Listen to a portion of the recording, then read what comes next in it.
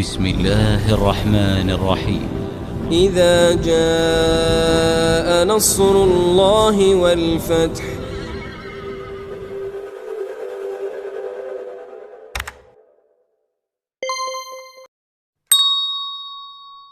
You've probably asked yourself, how does someone react to genocide?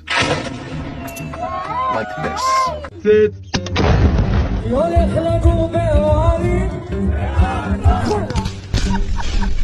With your babies here.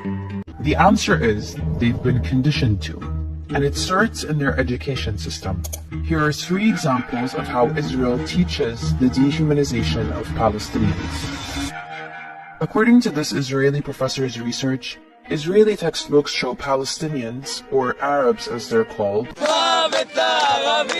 as caricatures of primitive farmers, hordes of refugees, or they're masked and painted as terrorists. You cannot find one photograph of a human being who is a Palestinian. And it might explain how you end up with videos like this. We need to kill Arabs. The way they are represented are as the problems and threats. And since they never or hardly ever meet Palestinians face to face or speak to them, although they may live 50 to 100 meters from them, this is what they know.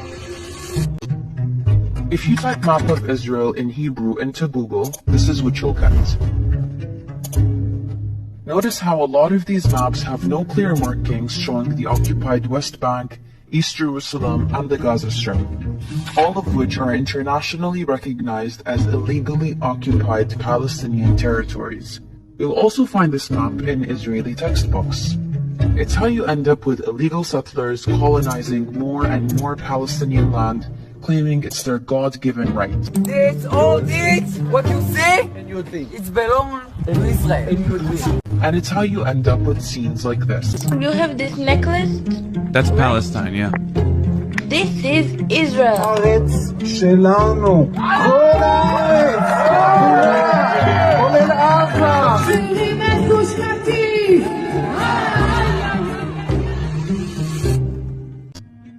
Students in Israel are taught about the Holocaust starting in nursery school all the way to the 12th grade.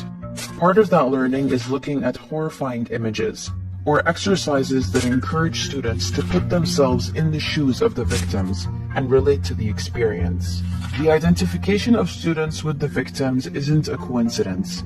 It's an intentional policy by the Israeli Ministry of Education.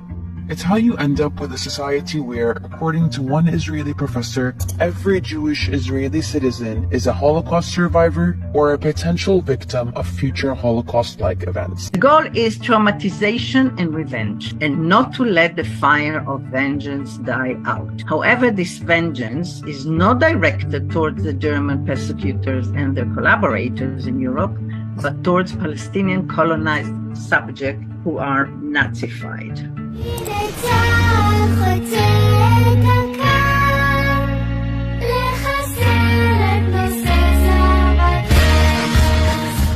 The fact that Palestinians had nothing to do with the Holocaust and that they are the ones currently being exterminated seems to be irrelevant. With this weaponization of the Holocaust, Zionism isn't seen for the settler colonial racist ideology that it is, but as the savior of the Jewish people. And it's this thinking and this fear that is weaponized to justify the violence of the Zionist state.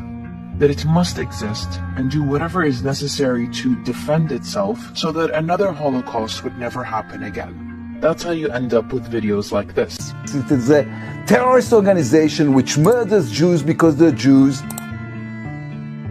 Once the Jewish people were defenseless, no longer. So why does this matter? Israelis spend 12 years in this education system, teaching them to dehumanize Palestinians and see them as people looking to eliminate Jews, not an oppressed, colonized people looking for freedom.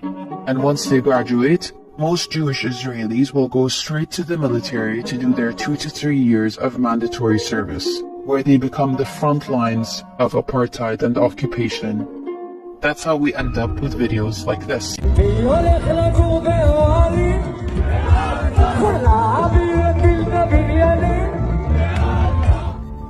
So why do all this?